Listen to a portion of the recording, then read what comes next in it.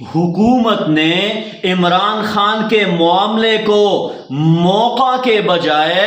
بحران میں بدل دیا۔ دوستو، حکومت نے عمران خان کو سپریم کورٹ کے فیصلے کے مطابق شفا انٹرنیشنل ہسپتال تو منتقل نہیں کیا، البتہ انہیں پمز ہسپتال لے جایا گیا جہاں ان کے میڈیکل ٹیسٹ کیے گئے اور اس کے بعد انہیں دوبارہ اڈیالہ جیل منتقل کر دیا گیا۔ بظاہر حکومت شاید یہ سمجھ رہی ہو کہ اس نے ایک مشکل صورتحال کو بڑی کامیابی سے ہینڈل کر لیا ہے، لیکن میرے خیال میں اصل کہانی اس کے بالکل برعکس ہے۔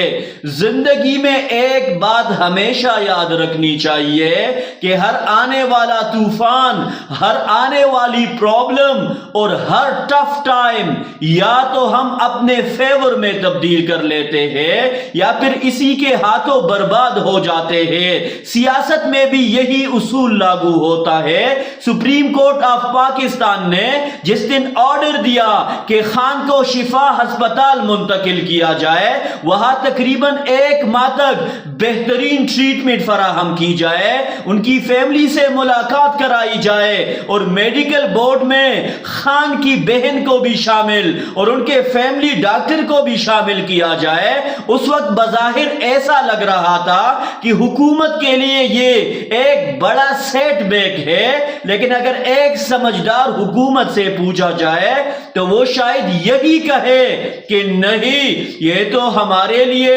ایک بڑا اپرچونٹی تھا۔ ذرا دیکھیے کیسے حکومت پاکستان کو خان کے معاملے پر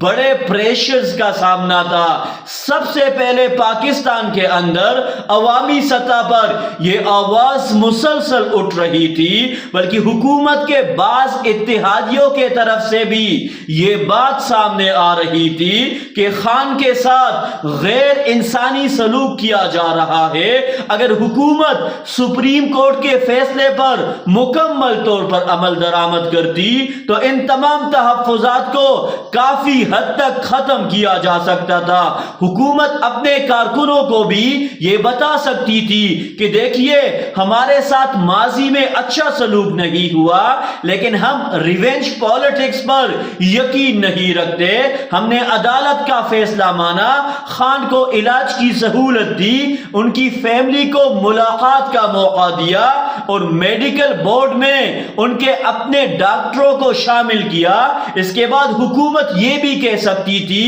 کہ جو لوگ ہم پر انتقام کے الزامات لگاتے ہیں، ان الزامات کا حقیقت سے کوئی تعلق نہیں۔ اس طرح حکومت کے اپنے سپورٹرز بھی اس فیصلے کو اپریشیٹ کرتے اور یہ تاثر پیدا ہوتا کہ حکومت سیاسی انتقام کے بجائے رول آف لا پر یقین رکھتی ہے۔ دوسرا پریشر انٹرنیشنل لیول پر تھا اور شاید یہی حکومت کے لیے سب سے بڑا موقع بھی تھا۔ دنیا بھر سے خان کے ساتھ مبینہ نامناسب سلوک کے حوالے سے آوازیں اٹھ رہی تھی۔ ایمنسٹی انٹرنیشنل سمیت مختلف ہیومن رائٹس ایکٹیوسٹ اور انٹرنیشنل میڈیا کی طرف سے بھی یہ مسئلہ اٹھایا گیا کہ خان کو سولیٹری کنفائنمنٹ میں رکھنا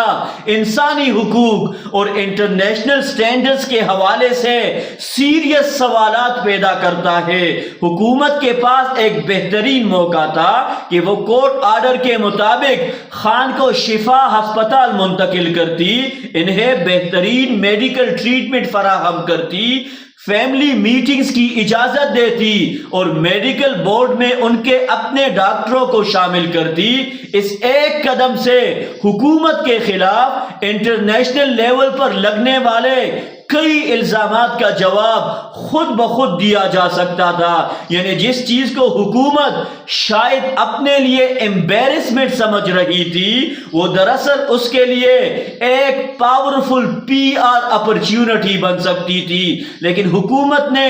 جس انداز میں اس معاملے کو ہینڈل کیا، اس سے ایسا محسوس ہوا جسے وہ اس صورتحال کی سیریس لینے کے بجائے اسے انجوائے کر رہی ہے۔ عدالت کے آرڈر کے بعد طلال چودھری اور دوسری حکومتی نمائندوں کی طرف سے یہ کہنا کہ پی ٹی آئی کارکنوں یا لیڈرشپ کو زیادہ خوش ہونے کی ضرورت نہیں، اور جس انداز میں اس فیصلے کا مذاق اڑایا گیا وہ اپنی جگہ ایک الگ سوال ہے۔ پھر جس رات خان کو ہسپتال منتقل کیا گیا، اگلی صبح عطا تارڑ کا ایکس پر یہ کہنا کہ ایک پریزنر کو ہسپتال لے جایا گیا، وہاں ان کی ہیلتھ ٹھیک تھی اور پھر انہیں واپس اڈیالہ جیل بھیج دیا گیا۔ اس پورے معاملے کو مزید سیاسی کنٹروورسی میں لے گیا۔ سوال یہ ہے کہ حکومت اسے اپنی اچیومنٹ سمجھ رہی تھی یا اسے اندازہ ہی نہیں تھا کہ حکومت میں رہ کر آپ ایک گلی محلے کے غنڈے کی طرح معاملات نہیں چلا سکتے۔ ایک گورنمنٹ سے میچورٹی، رسپانسبلٹی اور اسٹیٹس مین شپ کی توقع کی جاتی ہے، اور سب سے اہم بات یہ ہے کہ اگر حکومت سپریم کورٹ کے آرڈر پر منو ان عمل کرتی تو وہ اپنے لیے ایک بہت بڑے سیاسی پرابلم کو اوائڈ بھی کر سکتی تھی۔ اپوزیشن پہلے ہی لانگ مارچ کا اعلان کر چکی تھی۔ حکومت کے پاس موقع تھا کہ وہ اس فیصلے پر عمل کر کے کچھ ٹائم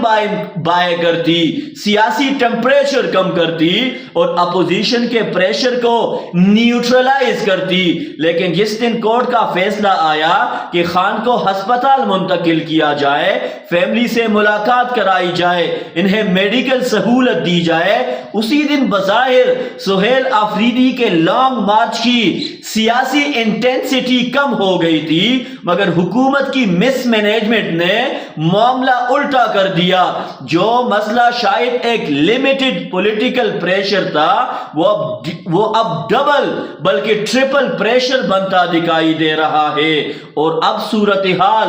مزید سیریس ہو چکی ہے، کیونکہ اپوزیشن اتحاد میں مولانا فضل الرحمان کی انٹری بھی ہو گئی ہے۔ آنے والے دنوں میں ہر میٹنگ، ہر پریس کانفرنس اور ہر سیاسی ڈیسیجن کے ساتھ شاید آپ کو محسوس ہوگا کہ اپوزیشن حکومت کے مقابلے میں زیادہ سٹرانگ ہوتی جا رہی ہے۔ اگر معاملہ واقعی لانگ مارچ تک پہنچ گیا اور سہیل آفریدی اور مولانا فضل الرحمان ایک ہی کنٹینر پر کھڑے نظر آئے تو پھر حکومت کو یہ ضرور سوچنا ہوگا کہ ایک ایسے معاملے کو جسے وہ آسانی سے مینج کر سکتی تھی، اس نے اپنی مس مینجمنٹ سے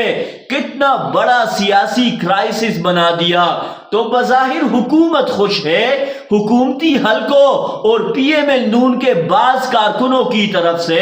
تمسخرانہ انداز بھی نظر آ رہا ہے، لیکن حقیقت کو سمجھنے والے شاید ایک مختلف تصویر دیکھ رہے ہیں۔ حکومت نے شاید یہ سمجھا کہ اس نے خان کے معاملے کو کنٹرول کر لیا، لیکن ممکن ہے کہ اس نے اپنے لیے ایک ایسا سیاسی ٹریپ تیار کر دیا ہو جس میں آگے چل کر وہ خود بھی پن سکتا ہے۔ میرا خیال یہ ہے کہ حکومت کے پاس اس وقت ایک موقع تھا کہ وہ عدالت کے فیصلے کو اپنی سٹرینتھ بناتی، مگر اس نے اسے ویکنس بنا دیا۔